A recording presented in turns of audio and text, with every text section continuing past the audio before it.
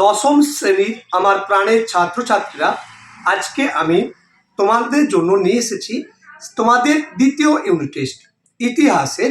অর্থাৎ কি না, অবশ্যই জানো তোমাদের দ্বিতীয় অধ্যায় কি রয়েছে না, সাহিত্যর প্রতিফলন। সেখানে কি থাকবে?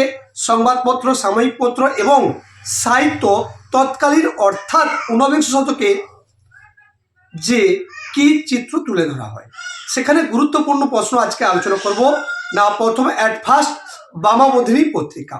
বামা শব্দের অর্থ কি না? বামা শব্দের অর্থ হলো কি না নারী। বামাবোধিনী মানে কি?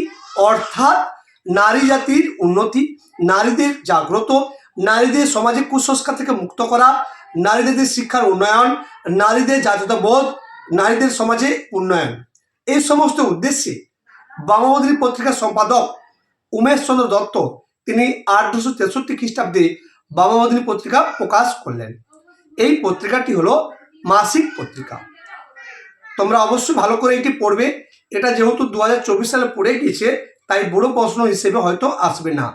তাই আমি নেক্সট প্রশ্ন আলোচনা করব হিন্দু পেট্রিয়ট পত্রিকা। তো হিন্দু পেট্রিয়ট পত্রিকা, হিন্দু পেট্রিয়ট একটি প্রথমে ছিল ইংরেজি সাপ্তাহিক পত্রিকা। 1853 খ্রিস্টাব্দে এটি প্রকাশিত হয়েছিল। এটি প্রকাশিত হয়েছিল গিরিশচন্দ্র ঘোষের সম্পাদনায়। এবার একটা গল্প বলি, শোনো। তাহলে হিন্দু পেট্রিয়ট পত্রিকার সম্পাদক বলে কি বলবে না, হিন্দু পেট্রিয়ট পত্রিকার প্রথম সম্পাদক হচ্ছে গিরিশচন্দ্র ঘোষ। বুঝতে পেরেছ? 2 বছর পরে এই পত্রিকার প্রকাশনাটা মানে এই পুরোটা বিক্রি করে দেয় হরিশচন্দ্র মুখোপাধ্যায়কে। এইবার হরিশচন্দ্র মুখোপাধ্যায়ের হাত ধরে এই হিন্দু পেট্রিয়ট পত্রিকা ব্যাপক আকার ধারণ করেছিল এবং একই সাথে জনপ্রিয়তা লাভ করেছিল। তৎকালীন সমাজের নীলকরদের অত্যাচারের বিরুদ্ধে, সাঁওতালদের বিরুদ্ধে যে সাঁওতালদের জন্য যে আন্দোলন, সাঁওতালদের বিরুদ্ধে যে ব্রিটিশ সরকার যেভাবে শোষণ করেছিল সেগুলো তুলে ধরেছিল এই পত্রিকা। একই সাথে সামাজিক কুপ্রথার বিরুদ্ধে এবং বিভিন্ন রাজনৈতিক বিষয়গুলো এই পত্রিকা সুন্দরভাবে তুলে ধরা হতো। অর্থাৎ বলা যায় হরিশচন্দ্র মুখোপাধ্যায়ের হাত ধরে এই পত্রিকা ব্যাপক জনপ্রিয়তা লাভ করেছিল। তাই যদি বলা হয় হিন্দু পেট্রিয়ট পত্রিকার সম্পাদককে, তখন তোমরা বলবে হরিশচন্দ্র মুখোপাধ্যায়।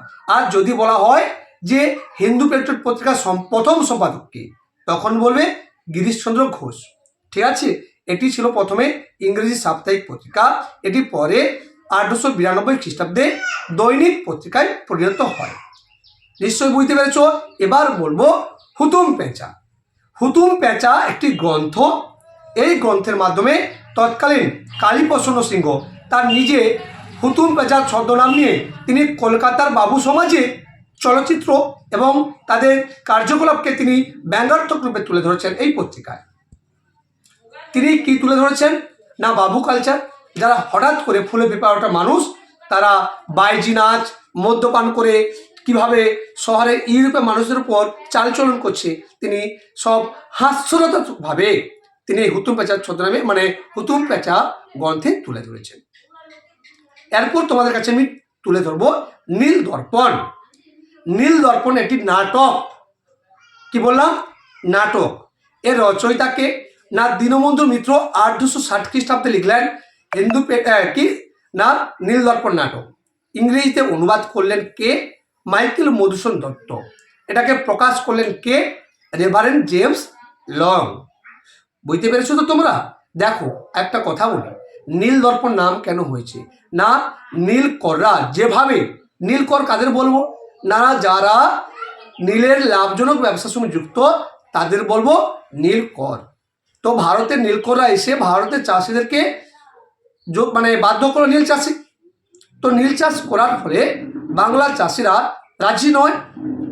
রাজি না হলে তাদের উপর অত্যাচার, অনাচার, শোষণ, শাসন এবং তাদেরকে জোর করে নীল চাষ যাতে করে, তাদের গরু বাছুর আটকে রাখে, তাদের বউ বাচ্চাকে আটকে রাখে তাদের নীলকুঠিতে। তো বাধ্য হয়ে নীল চাষিরা নীল চাষ করতে গিয়ে যেভাবে শোষিত হতে শুরু করে, তাদের অত্যাচার অর্থাৎ নীল করদের অত্যাচার নীল চাষিদের প্রতি, সেইটা দর্পণ মানে আয়না, সেটা নীল দর্পণ পত্রিকায় নাটকের মাধ্যমে তুলে ধরা হয়। তাই এর নাম নীল দর্পণ নাটক। বুঝতে পারলে তো? খুব ইম্পর্টেন্ট এই চারটি যে বললাম, তিনটি বললাম তো। কি কি বললাম? হিন্দু পেট্রিয়ট পত্রিকা, হুতুম প্যাঁচার নকশা, নীলদর্পণ নাটক, এইগুলো সাহিত্যের প্রতিফলন, তৎকালীন সামাজিক, রাজনৈতিক, অর্থনৈতিক। একই সাথে আরেকটি বলবো, গ্রাম বার্তা প্রকাশিকা। কে না, কাঙাল হরিনাথ মজুমদার নামে পরিচিত। তিনি গ্রামের গ্রামে ঘুরে এই পত্রিকা প্রকাশ করছেন। সমস্ত গ্রামের মানুষের সংবাদপত্র প্রকাশ করতেন এই গ্রাম বার্তা প্রকাশিকা পত্রিকায়। মনে রাখবে যে গ্রাম বার্তা প্রকাশিকা পত্রিকায় জমিদারদের অত্যাচার, মহাজনদের শোষণ, নীলকরদের অত্যাচার খুব সুন্দরভাবে হরিনাথ মজুমদার গ্রামে ঘুরে ঘুরে তিনি গ্রামের মানুষের কথা তুলে ধরতেন। এই প্রথম পত্রিকা যেটা গ্রামের মানুষের কথা তুলে ধরা হতো। তাই কাঙাল হরিনাথকে বলবো গ্রামীণ সংবাদপত্রের জনক, এবং এটি একটি ব্যতিক্রমী পত্রিকা। ওকে, বুঝতে পারছো তো? এই পত্রিকাটি প্রকাশিত হয়েছিল প্রথম কুষ্টিয়া থেকে।